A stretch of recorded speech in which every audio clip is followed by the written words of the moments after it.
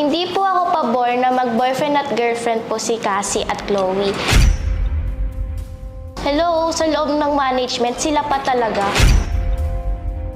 Dinaig pa nila ang minimina mag-4 years kasi Chloe kakapasok lang tas sila na agad. Hindi po ako pabor na mag-boyfriend and girlfriend si Cassie tsaka si Chloe.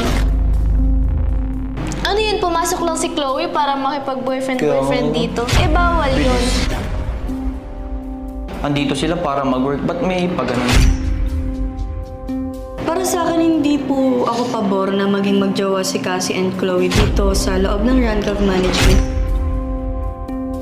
Ang weird kasi tingnan na parang si Chloe pa talaga yung nag-propose kay Cassie.